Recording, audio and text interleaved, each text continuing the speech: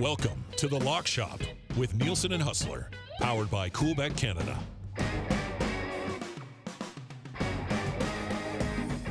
$11 on a Wednesday morning. Thank you very much for joining us here at EdmontonSportsTalk.com. Whether you're listening live or you're watching on the nasty chat, you can join us and chime in, give us some of your best bets, and discuss a few of ours as well. The Philadelphia Yager is about to go by the screen. There he is. What a day. What a day. Hus, what's up, dude? Dusty, I'm still in a catatonic state about what happened in that Detroit game last night. My God. I was on full-blown tilt watching with Big Uke, classic lock shopper himself, at Boston Pizza. You're texting. Detroit's storming back in this game. Looks like they're going to close it. They don't. And then it's funny because the entire bar was watching the Oilers game. And Big Uke and I are watching that puck come up around the boards in that Detroit game with 9 seconds left. And I'm like, man, dude, they got time to make something happen here? And they bury it. And Uke and I are screaming like the Oilers just got scored on. Like the whole bar's looking at us because we're like, no! And that killed the Lock Shop Partner Parlay, but it was a much bigger hit for you last night. Listen, first off, Ride with Hus comes through. I did have a great night, but to see the Lock Shop Partner Parlay perish in that way was absolutely, it was so painful. And again, I was at the Jet game at the time, so I'm just following this on my phone. I wake up to Aaron Ward's tweet. Did you see this with the guy throwing the stick? No. So like a minute and a half earlier, one of the Seattle players, as a Detroit player, was shooting from kind of the corner slot, threw his stick, and they didn't call it. They were looking around. Oh, boy. That would have basically iced it. So, and listen, Lock Shoppers, yesterday was a special night. There was 16 games. I am not one to normally throw 9-game parlays down. But I figured, you know what? I had a good feeling on a whole bunch of these games. Let's just throw a fin on and do a big one. So let me read you this 9-gamer, Dusty. Just RIP to this one. Leafs in regulation, -106. That's it.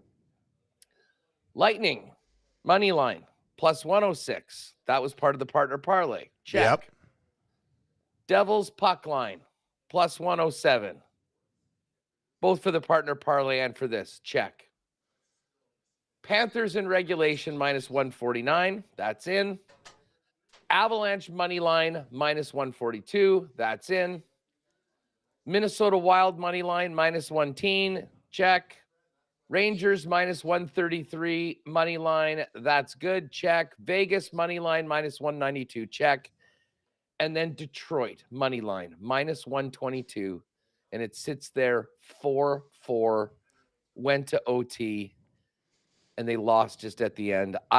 And just in case you were wondering, folks, again, it was just a fun little sprinkle, putting $5 on it.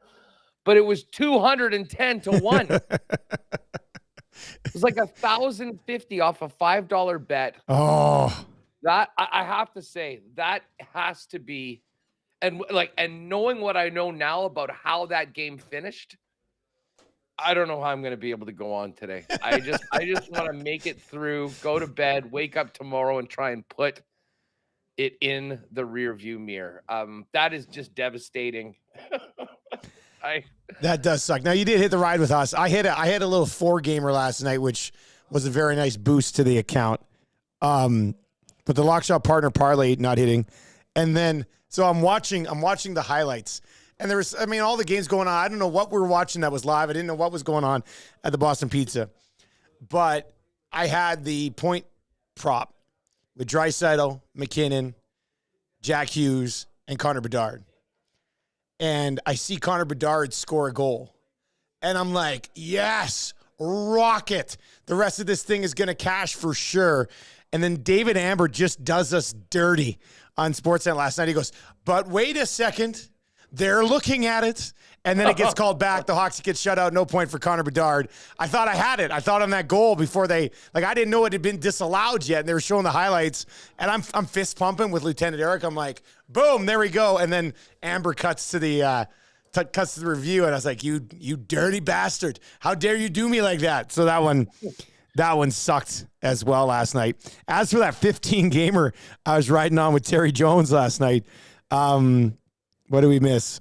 We missed 4 of them, 11 of 15, which isn't that bad. I mean, that's not a bad night, but it would have been nice to make it kind of close. But 8, I made 9 bets last night. I had 9 games, 9 plays. yeah.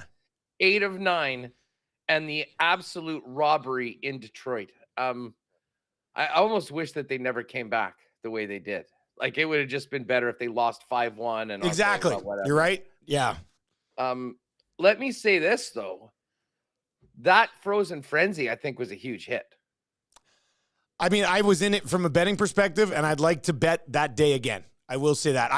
I wasn't able to consume really any of it. I mean, we were at a bar really there for the Oilers game, so they had the World Series on one TV. They had the Lakers Nugs on another TV, and then Oilers on all the other TVs. So, but we had Wyshynski on today, and he talked about how it was a success for them, obviously. But yeah, I don't mind once a month getting the full slate of 16 games to really bite into, man. Like the whole timeline was going crazy, and yeah, I think a lot of people in the States got to enjoy a product exactly what they had kind of envisioned when ESPN decided they were going to do this. And I mean, I know that, in Minnesota, they dropped the puck at 8. Here in Winnipeg, they dropped the puck at 7:45. Probably not something you want to do all the time. But I got to tell you, I mean, I think this is something that certainly passed the first test. And I would not at all be surprised, Dusty, when we get the NHL schedule next year, that, whether they have one early on in the season like this on a Tuesday or during the week, we'll see. But coming out of college football and NFL season, there will absolutely be a couple Super Saturdays, I think. Once ESPN does not have those commitments to things that are taking up the priority right now on the weekend. I mean, a Saturday event like this that starts at noon and goes until 10 p.m. Yeah, you can even stagger them every 30, right? The entire day, every 30 minutes of game starting. Yeah, and I mean, from a betting perspective, I mean, for lock shoppers, I mean, it was, as I say, it ended in heartbreak and a nightmare that I won't get over for a long time. But outside of that, it was awesome. It was awesome. It ended in heartbreak that I won't get over for a long time. But outside of that, it was awesome. Nielson and Hus with you here on the Lock Shop, brought to you by great partners over at CoolBet. Probably was a great day for them yesterday. Everybody was in on everything. It was awesome. Stay cool, bet responsibly with CoolBet. When you sign up for an account, use the code LOCKSHOP. They'll look after you with a 100% deposit bonus on your initial deposit up to 200 buckaroos. Richard on the nasty chat. The Detroit, Edmonton, Columbus game were my only 3 wrong on my 15-game parlay. However, I did the Seinfeld opposite on an MLB double sprinkle. Had the D-backs and the under, which paid nicely. So you managed to get back on that one, and there's a bunch of people in there who are really fired up about, like, Bouchard right now is just getting absolutely dragged in this city, and rightfully so, because he's got one of like the worst defensive efforts I've ever seen in the history of the National Hockey League last night. But at the same time, Hus, when we hammered over 42.5 points and over 8.5 goals, and this guy's on pace right now. I think I saw somebody earlier today say Bouchard's on pace right now for 108 points and to be minus 108. It's unbelievable. He had 3 points last night, finished -3. It was a tough one last night for the Oilers. They completely fell apart. Your hunch on the Minnesota Wild certainly paid off last night. And just quickly, and we'll get to the Jets game here too, but just quickly from an Oilers perspective, and Tommy and I got Oilstrom coming up at noon today. It's going to be absolutely straight fire. Like, this team is a god-awful mess, Hus. If you would have taken the over 2.5 too many men penalties last night, you would have cashed it. 3 too many men penalties on the Edmonton Oilers last night. Like, just a disaster. They fell apart in the third period. I don't know how it's possible. Like, our U9 team doesn't take 3 too many men penalties. Like, it doesn't make any sense. And then I've never heard of that. Yeah, on top of that, they completely fell apart in the third period, but it started in the second period. If it wasn't for Jack Campbell standing on his bloody head in the second period, Minnesota might have scored 10, 11 goals last night. Like, it was a absolute disaster for the Oilers, and we'll get into it on the Oil Stream. I don't know where I come out on betting them in any way, shape, or form outside of maybe just Like I was on an under. I thought it would be a low scoring tight affair yesterday, and it was anything but, because they are a defensive nightmare. They just are. It's awful. And obviously it's bad news without Connor right now. And sometimes, Connor and Draisaitl, when they get going, they can just outscore your mistakes. And right now, the Oilers just got to find a way to outscore anybody and just get 2 points and start moving forward. Maybe the timing of this outdoor game will be good. It kind of takes the focus away from the big picture, focusing on the event and in and around it. But what about being booed off the ice at Commonwealth in a full-blown tribute to the Elks? If I don't care what happens against the Rangers, if they lay a dud at home at Commonwealth, they will be booed off the ice at the Heritage Classic. I swear to God, that's where this city's at right now. I guess that's what comes with high expectations. Yeah, that's true. The curse of being a Stanley Cup favorite right now and having everybody expect, hey, listen, it's a long season. Winning in the NHL is hard. There's no easy games. And right now, the Oilers just aren't where I think everyone expected them to be. That's quite clear. They're without Connor McDavid, and you got to learn how to, play defense and help your goaltenders out. At a certain point, the offense should take care of itself for Edmonton. But I have a feeling that Woodcroft right now is, they're probably not working on, the power play, and they're not working on things offensively, figuring out how to, take a man, how to win a battle, and how to help your goaltenders out a little bit. What was the goaltending iffy last night? Or I thought Campbell was one of their best players last night. Let's just leave it at that. Yeah, they gave up 7 last night. Their goalie was one of their best players. I thought. He made like 3 or 4 ridiculous saves in the second period. The team in front of him was absolutely atrocious. Basically, all of their goals was somebody wide open right in front. It was that last night was worse than the 8-1 loss to the Canucks. It really was. I know score doesn't look as like the score looks more flattering, but I thought they were worse last night than they were when they got pumped in the opener of the season by 7 by the Vancouver Canucks. So it's a bit of a disaster right now. How about Winnipeg? How's the Winnipeg's in the neck of the woods here? Well, nice win last night. The team, it was funny. It's my first time seeing St. Louis this year. And, there's no more O'Reilly. He's gone. They've sort of really turned the team over to those youngsters and Robert Thomas and Jordan Kyrou. Kyrou's dangerous. Kyrou definitely is a dangerous player. He's got some great speed. But Hellebuck, and I kind of said at the end of that Edmonton game that Hellebuck was back. He had a rough first 3 games. He was the reason why the Jets were able to get to overtime and beat the Oilers on Saturday night. And while the Jets were clearly the better team, had more scoring chances, Binnington held them in quite a bit, especially in the first period. And Connor Hellebuck had a couple breakaways on him that he has shut down. Jets played well. They're doing it without Velarde right now. What was interesting, though, is they got some scoring from the bottom of the lineup. David Gustafsson, the Gus Bus. Wait. You can get scoring from the bottom of the line? That's allowed? That's a thing? 4 goals last night. Appleton scored from the 3rd line. Gustafsson and Morgan Barron scored from the 4th line. But you guys in Winnipeg have enough cap space to actually have a 4th line? Amazing. We're dressing 12 skaters, 12 forwards every game. You lucky ducks. Well, it's interesting to see. There's only one game tonight in the National Hockey League. Hus, outside of our 2 markets, anything else really jump off the page for you last night? How about Buffalo? Ottawa made it close, but Detroit, obviously, yeah. Go ahead. Nice bounce back for Buffalo. Yeah, big time.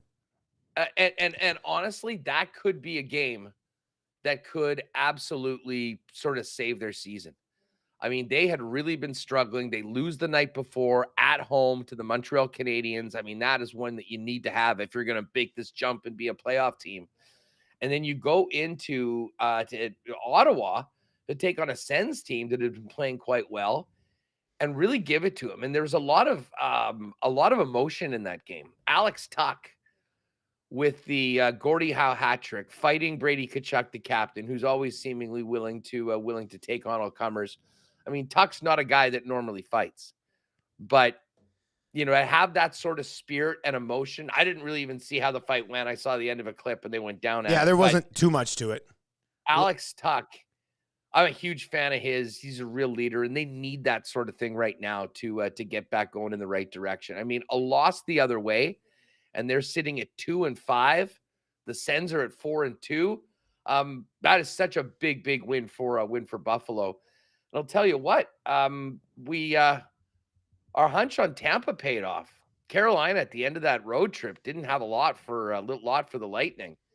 Johansson did make 32 saves, and Carolina's a team that will get pucks on net. But with Aho being injured for the last week or so, they're 3-4. They said a crazy 6-game road trip that they went 2-4 on. And Tampa's sort of managing just to survive right now without their number one goaltender. Devils kind of went as planned. I mean, we knew that team had some firepower. They'd probably win. It was a nice run of the puck line. Stayed away from that Stars-Penguins game. I hit the under in that one. That was on my 4-gamer last night. I hit the under on that one, which was nice. Nicely done. And then the Avalanche stand out. I mean, even against a team as stingy as the New York Islanders, no problem. They go and put up 7 right now. I know a lot of the talk was that Edmonton was the team to beat in the West.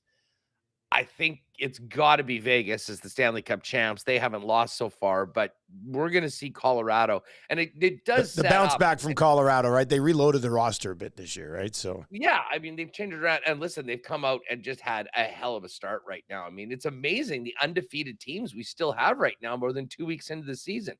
Vegas, Colorado, and the Boston Bruins. I haven't watched a lot of Boston. I did not expect that they would be. I kind of thought that they might even be as great as they were last year, sort of a team that was in the mix for a wild card spot just when you lose guys like Krejci and Bergeron. But, I mean, they just simply haven't missed a beat. A huge credit to Jim Montgomery and what he's doing right now. And big win for the Canucks as well. I mean, they got that one. They're 4-2. They've had a couple ugly games so far, but they got it done in Nashville against the Preds. So, overall, we could break down every one of these games. Obviously, we won't be able to watch them all. But the next time they do this, they better figure out a way for Canadian fans to be able to watch the Frozen Frenzy, too. I mean, it's sort of insulting. And I don't know why Sportsnet would, just not have that be a part of their package. They spend so much money for the National Hockey League. You do this unique one-night event. And if they didn't want to spend any money on it, just use the ESPN feed. I'm sure that would have just been take it and put it on a channel, right? Like, absolutely. Like, why the heck not? So, anyways, that was a little disappointing, but overall, the only thing I'll remember about Frozen Frenzy is the horrible injustice to the Detroit Red Wings.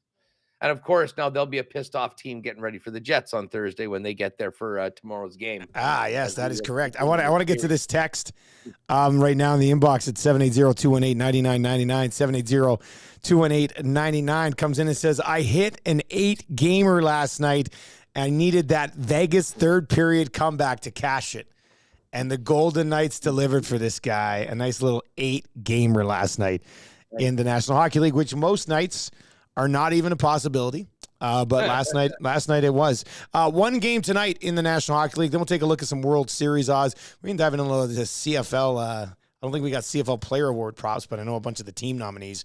Big NBA night tonight, too. Well, huge NBA night tonight. I was just actually trying to put together maybe a little NBA parlay here as you were talking in that last one. So we'll get into a huge slate in the association as well. As you know, Edmonton is an association city, and we would love to adopt Winnipeg to be an association city as well, especially on light nights in the National Hockey League, right? Hey, you know what? I don't know if we're quite as an association city. Oh, but you're a Sea Bear city. I tell you, we're a hoop city. Yeah. We're a hoop city. I mean, setting the bar. Dude, your basketball team almost is better at tennis than the Jets. Got close. I mean, they had a 10,000. Yeah. I think they went 10-5 right now. Yeah. I mean, wow, that really says a lot, doesn't it? Like, both ways.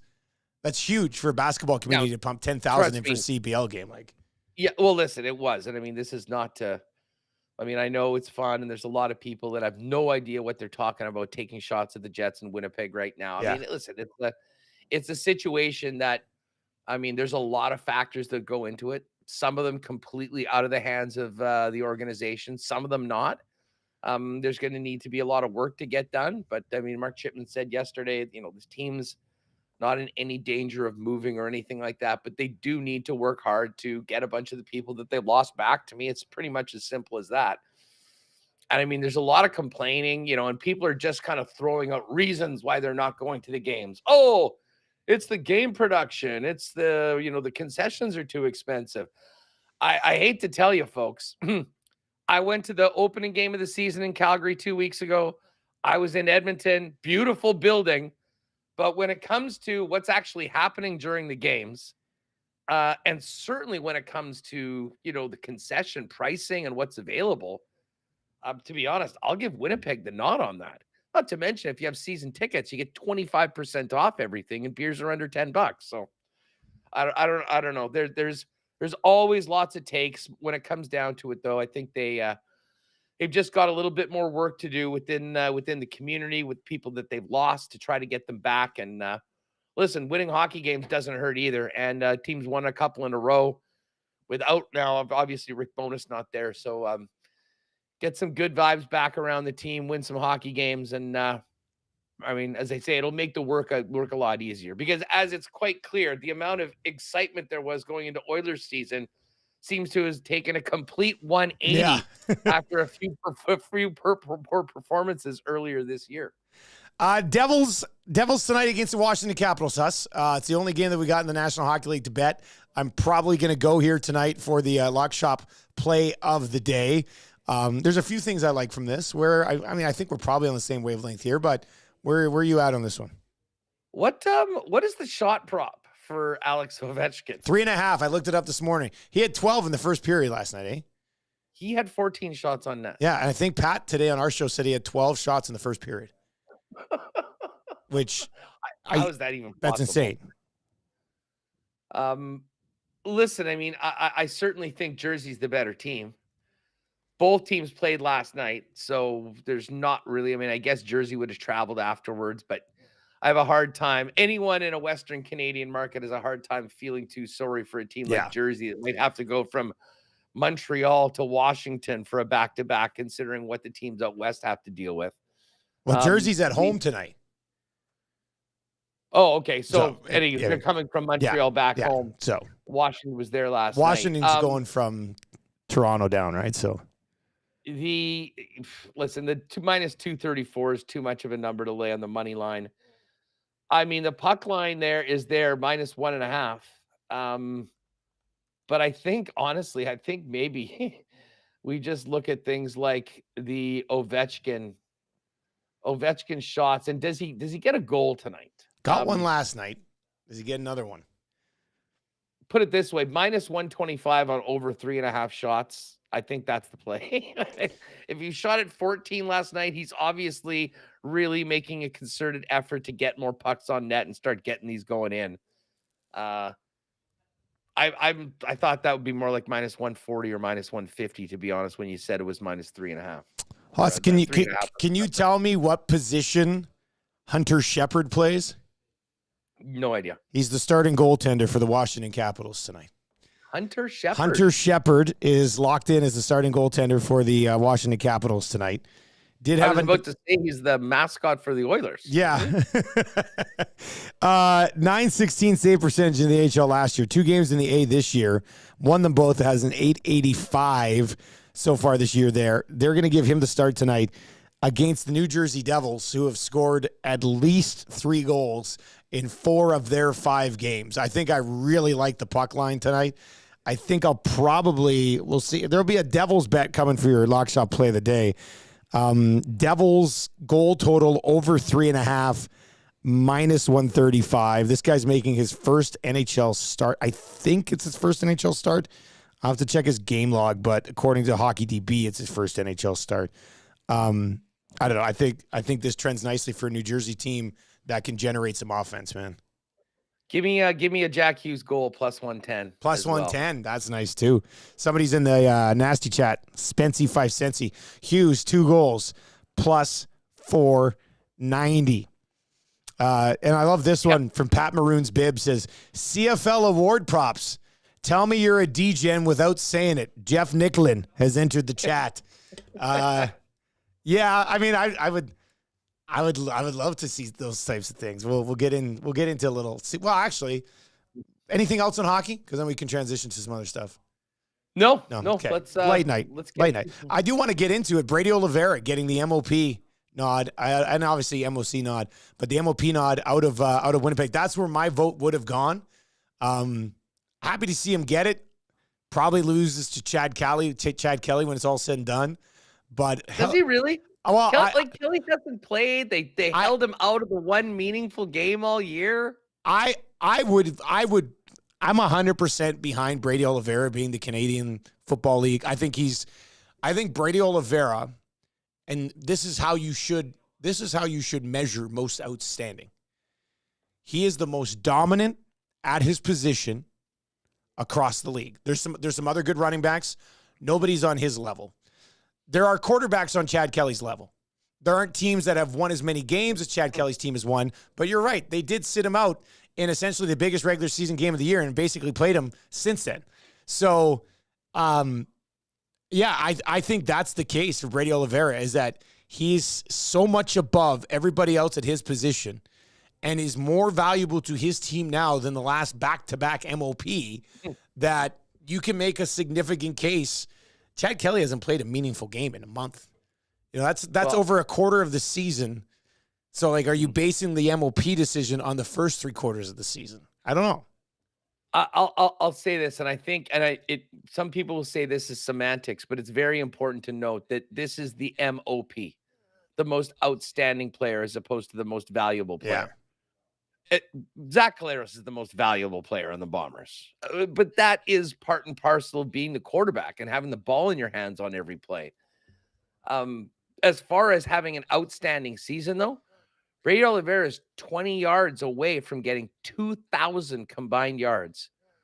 We've talked about what he's done rushing wise. I mean, this is the second greatest season ever for a Canadian at running back, behind John Cornish, eclipsing anything Andrew Harris ever did in Winnipeg or BC. So it really is. Now, if Zach Collaros wasn't the back-to-back defending MOP, I do wonder whether this would have been a little closer. But listen, Brady deserves it. I mean, they wouldn't have been wrong going with either of those guys, I don't think. But we did a poll yesterday on the program, and it was about 75-25 for Brady as the MOP, which surprised me a little bit. But as I say, I mean, you covered this and called this league for a long time. I mean, he has had such a special season. And when you're talking about who was the most outstanding, hard to argue with Brady Oliveira getting that nod. Yeah, we'll see where it all ends up when it's all said and done. But I found that interesting. Here in Edmonton, Trey Ford end up MOP, MOC, I do believe. I voted for Kevin Brown as their most outstanding player. I thought Kevin Brown had an excellent season all the way through. Well, Trey Ford only played half the season. Yeah. Well, Nathan Rourke only played half a season and won it. So, I mean, you know what? I guess that's a good point. He was pretty crazy good. He was ridiculously good in that half a season and did manage to sneak back in at the end of it. Anyway, we'll get to. Near impossible to really bet the CFL this week, considering what's on the line. Well, I was wondering, are they even going to put odds up? Yeah, the lines aren't even up yet, and I don't know. You'd have to put them up in such short notice once the rosters start to trickle out that might be tough to do. We'll get to the NBA and the World Series in just a second, Hus, but what is it, 11:30? We got some time here. Have we looked at the NFL lines yet? I think we're so busy with hockey yesterday, we haven't even really taken a glimpse at this week's NFL lines. No, and I think it's a good time to do that, starting off with tomorrow's Thursday nighter. What do we expect from the Bills? Back in prime time after the Houdini act of a win against the New York Giants and then giving up that late touchdown and losing to the Patriots. They are 8.5-point favorites tomorrow at home against the Buccaneers. And the Buccaneers have been nothing special lately at all. But I mean, based on what we've seen from the Bills in the last 2 weeks, should they be 8.5-point favorites against anybody? I don't think anywhere? so. Not 8.5, man. Sure about that. That's a big number, especially with a Tampa team that can kind of just linger around, right?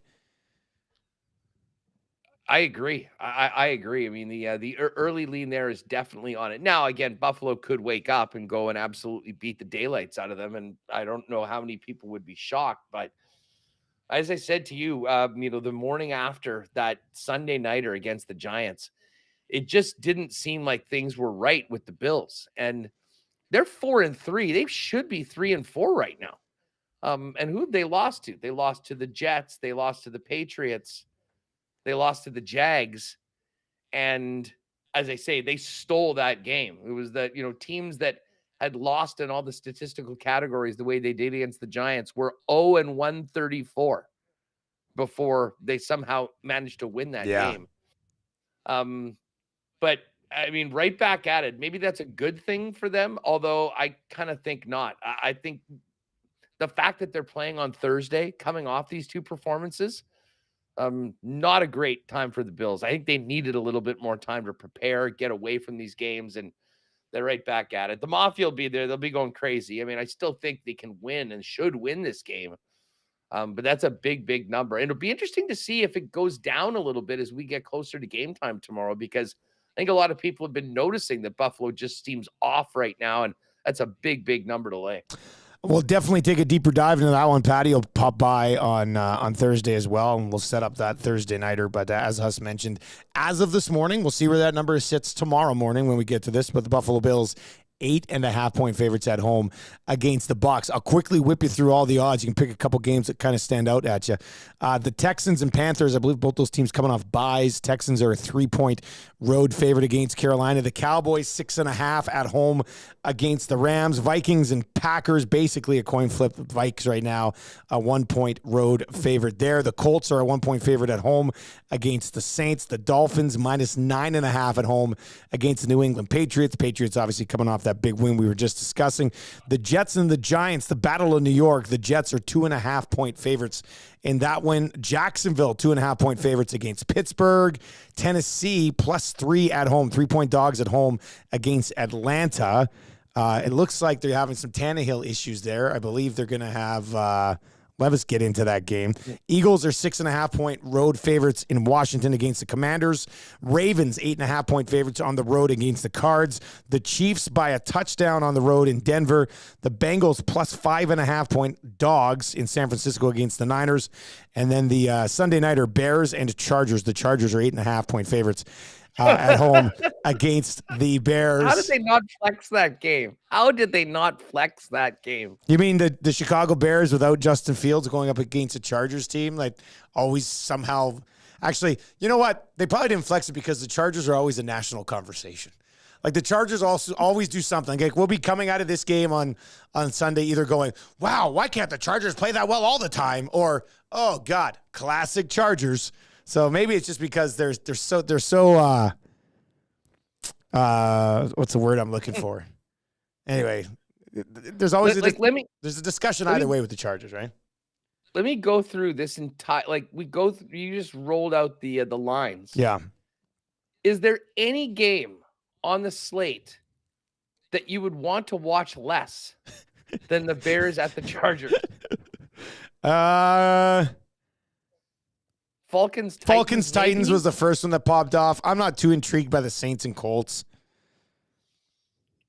I am kind of intrigued by the Texans and Panthers, though. Did you hear about Chris Olave? So Olave... He was speeding, wasn't he? Olave got speeding. He got popped going like 70 and a 35. And then they had the cameras on and he came out and he was getting the business from the cops. And he dropped, hey, man, I play for the Saints. Oh, he did, eh? Oh, well, of course he did. But I got to give my pal Jeff Feinberg credit with one of the great takes. He said, people can hate it. And obviously, the officer didn't give an F. But you didn't make the NFL, so you could not let an officer arresting you know you play for the local team. Legit card to play. Also happy the officer didn't give a shit. Yeah, I mean, quick side story. I was driving home one time from Monday Night Football in Camrose, and I got pulled over. I think I was going like 116 in the 100 zone. And the cop comes up, and I'm like, crap, I'm gonna get a ticket here for sure. And he comes up, unroll the window, hand him the ID, kind of looks at it, he goes, "Oh, Dusty." I was just like, "Yeah."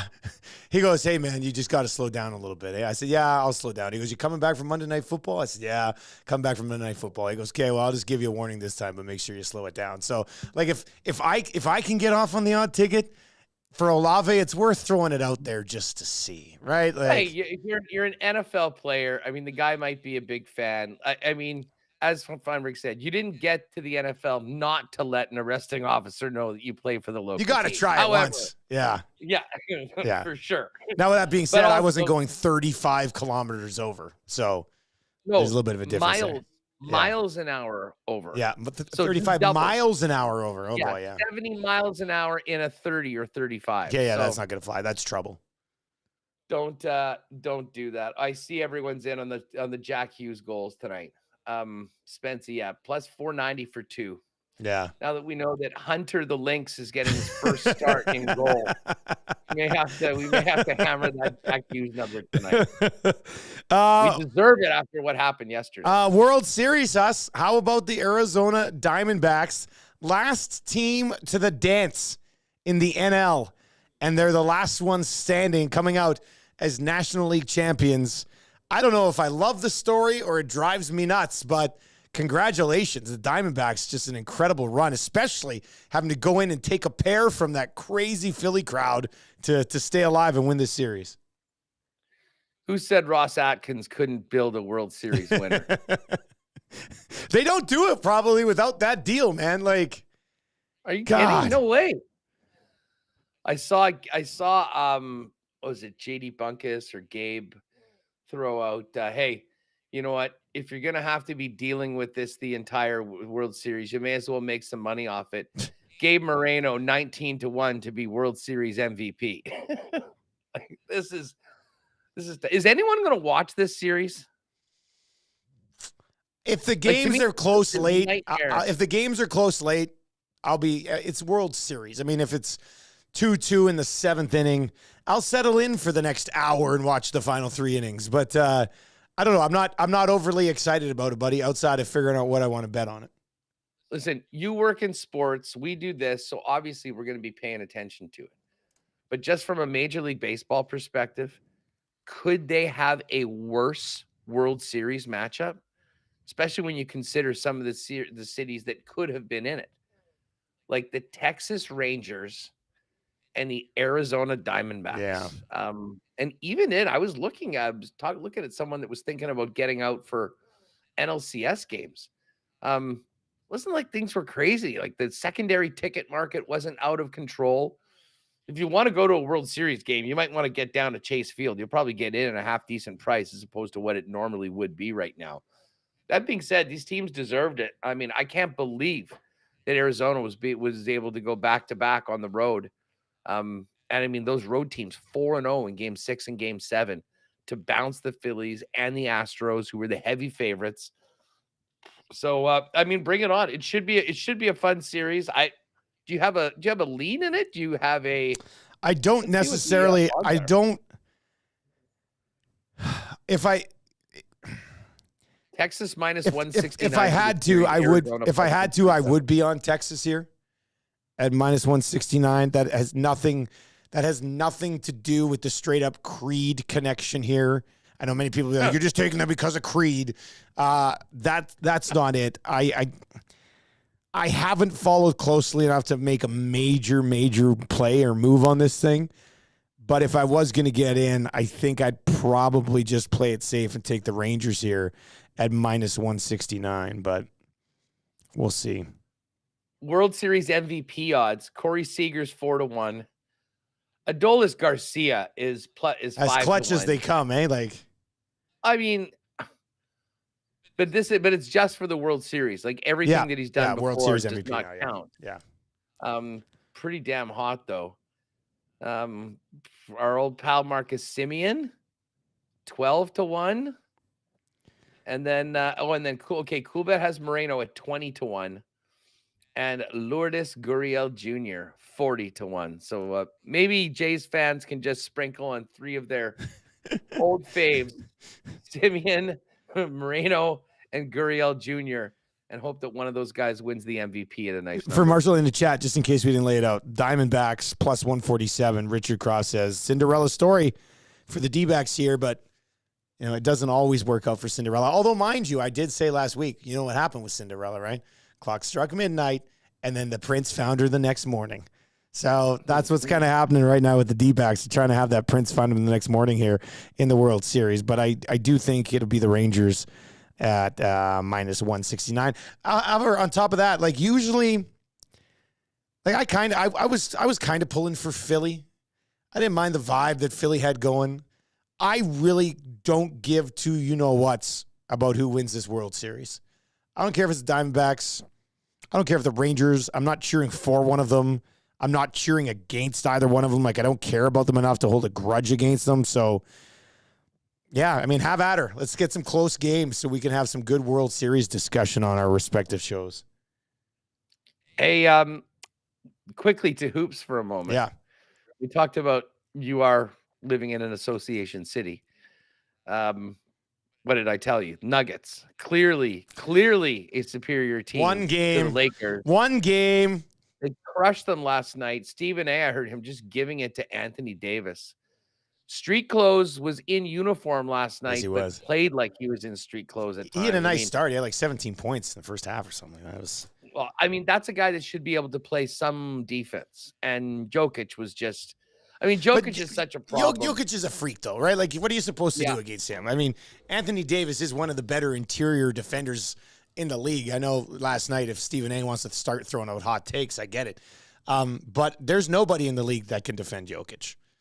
I think that was proven last year in the playoffs. Like, you can't stop Jokic. You just have to hope that one of the guys who rides with him gets injured somewhere along the way. Like Denver, what a team. What a team. Okay, listen, you know what I want to talk about tonight if we're going to make a few wagers, and I'm fine with there being just the one hockey game. We'll get some Jack Hughes goals and hopefully cash a couple tickets there.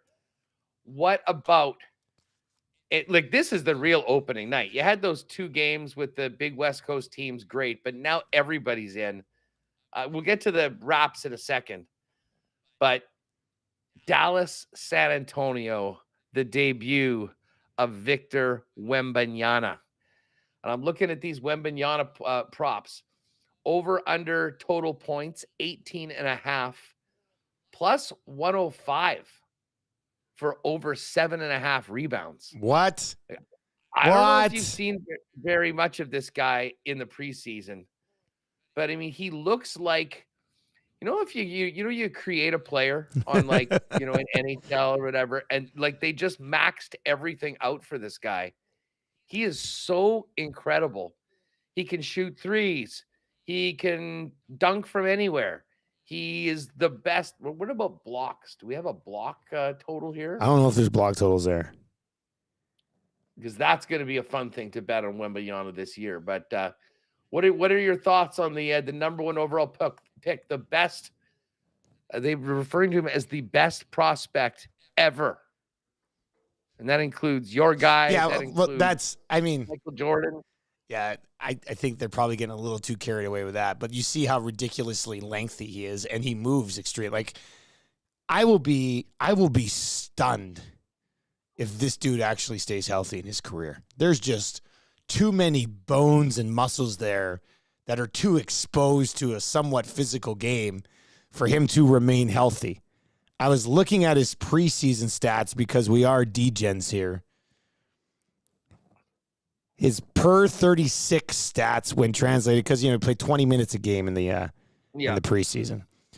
His per 36 would have been equivalent to 33.4 points per game, 8.3 rebounds, 4.9 blocks, and almost 3 assists and 1.7 steals per game. So, I mean, I do like the idea of just getting on Wemby, that rebound.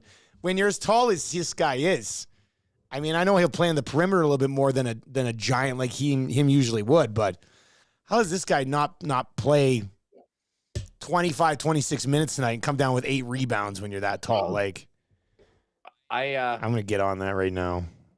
I agree. So there you go. As far as that game goes, they're plus 148 home dogs to the Mavs, who looked pretty brutal at the end of last season. They've got Luka, Kyrie's back. They're going to run this back and see if they can have a bit better of a bit of a result. Oh, by the way, James Harden decided to show up to work, eh? Oh, did he show up today? Yeah, showed up today. Season starting. He just assumed he was just going to get on the plane and go there. They told him to get the hell out, and you will not be traveling with the team. What an absolute disaster there. How are we feeling about the Raps? We talked about the Raps a little bit with Patty on our show this morning, man. I don't know how to feel about the Raptors. Like, we were asked a question on 3 questions today. Like, what are your expectations for the Raptors? Get into a playing game? And like, I would be very happy for the Raptors if they made the playoffs, but I won't be surprised if they don't.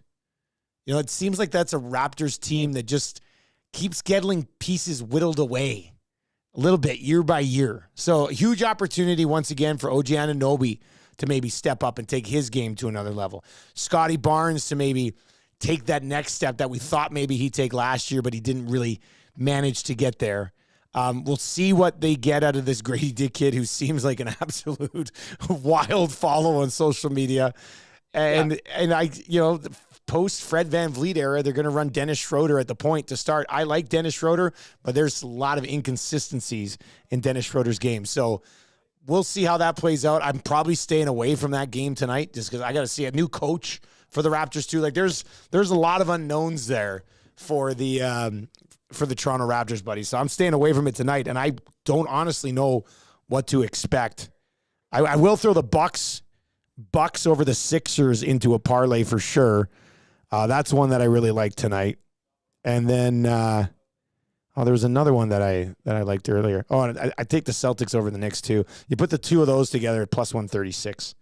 If you're looking for a little sprinkle in the association tonight. So I'm flying the Canada flag. Raptors home opener. I'm down with the Raps, and it's interesting. It's minus 110 on the money line, but it's minus 111 for plus 1. So I think the play is definitely to take the point. I mean, I guess, basically you could still push if they lost by 1 as opposed to on the money line. But we'll go with Raptors.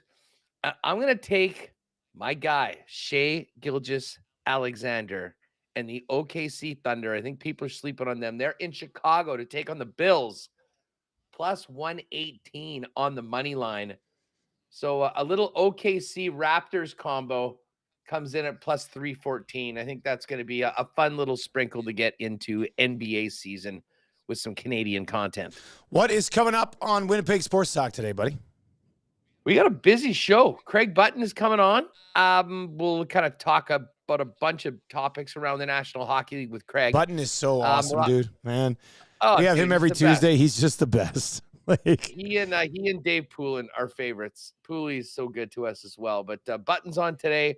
Murat Atesh of The Athletic for more on the Winnipeg Jets. And then a guy that literally with the season he had would have been the most outstanding Canadian on any other team in all likelihood, and probably on the Bombers for a long time. But it's Brady Oliveira. Yeah, Nick Dembski's jumping on. So we'll see how he's feeling, how the boys are doing, getting ready for that big tilt on the 11th of November as they look to get back to the Grey Cup, win the West again, and try and get that cup back from the Toronto Argos. That'll be happening over on Winnipeg Sports Talk today. We've got the oil stream coming up in about 10 minutes here at Edmonton Sports Talk. Hus, you can take off, buddy. I'm going to do a little Fantasy Football 5. Hey, by the way, quickly before I let you go, where are you at right now in JT's league? He texted me yesterday. He goes, midway through the season, how you feeling about your club? And I told him to stop harassing me and let me be.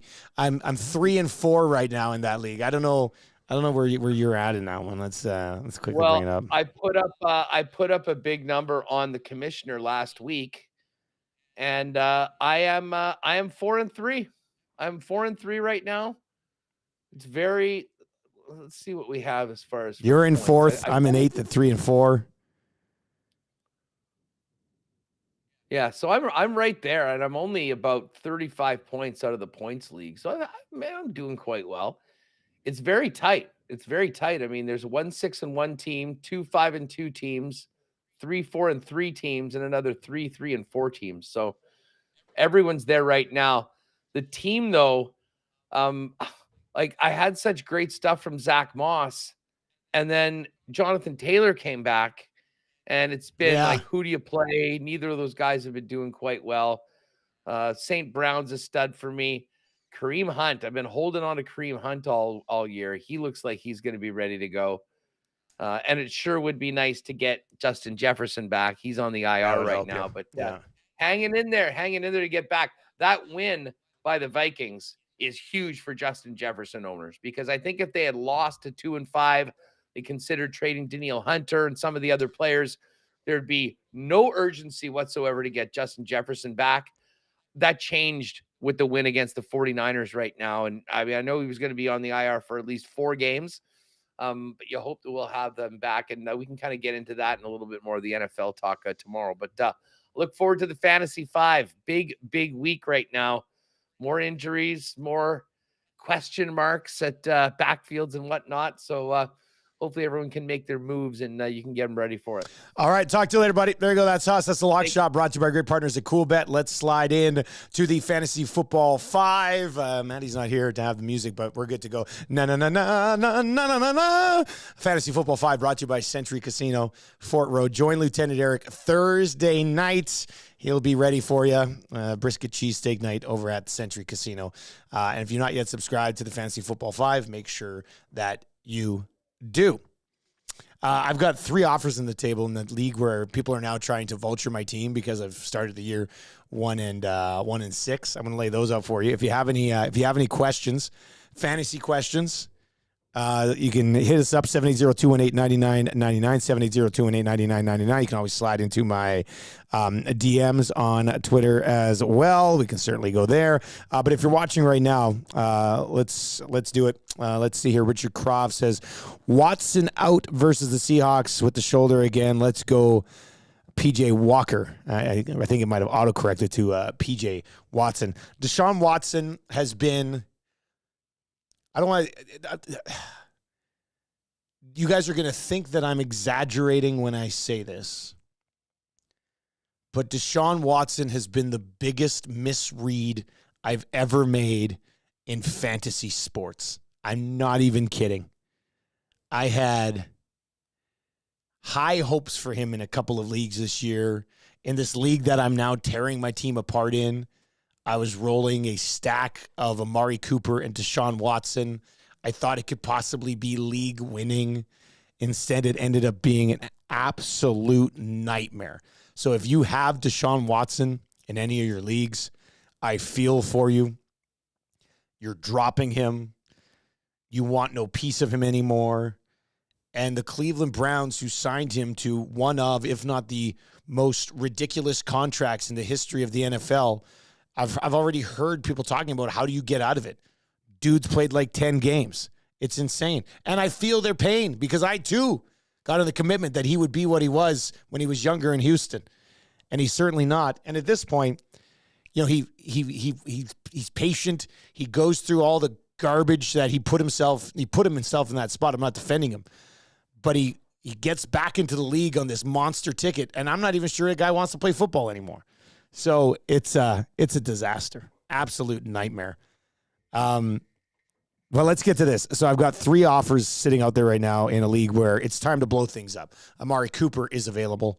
Aaron Jones is available. Terry McLaurin is available. I just had somebody offer me a 5th rounder for Kyle Pitts. He was one of my keepers this past year. I might move. Now I'll probably counter and try to get a 3rd rounder for Pitts. But here's some offers I have on the table right now. So this is me asking you in the Nasty Chat. And if you're listening, 780-218-9999. We got one in there that I'll get to in just a second. I've been offered, so Pitts, somebody's offered me a 5th rounder for Pitts. It's a 16-team league. Not going to be enough to get that done. I have been offered a 1st rounder and a 3rd rounder for Aaron Jones and a 12th rounder. I still have my 1st rounder. It'll probably be a top 4 or 5 pick, maybe even 1st overall. Who knows? So I'm kind of intrigued by Aaron Jones for a 1st and a 3rd, not going to lie. And then this is a deal that I've been kind of going back and forth with for a little while. Right now it sits at Amari Cooper, Terry McLaurin, and Aaron Jones for CJ Stroud, 2 first-round picks and a second-round pick. So my question to you would be, what would you rather do here?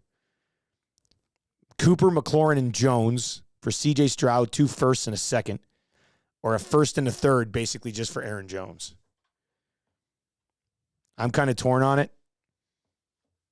Hit me up with your advice for me, 780-218-9999, or in the nasty chat. Get a couple of your questions here that are sitting here just waiting to go as well in just a second. Mark says, yeah, I had Watson in my league, but at least I had Tua for backup. Lucky guy. Lucky guy. Should I start Lockett or Jahmyr Gibbs in my flex spot? 0.5 PPR league. Let me take a quick peek at their matchups here, and we'll dive into that in a little bit. And then this text came in as well. Just finalized a trade. I moved Purdy, who was on my bench, and Curtis Samuel, and a 7th for Madison and an 11th. Good move. I'm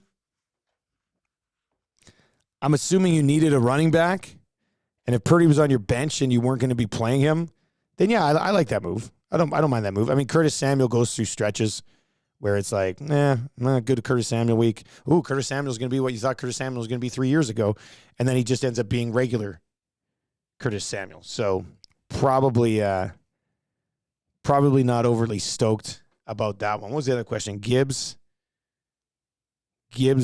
or Lockett?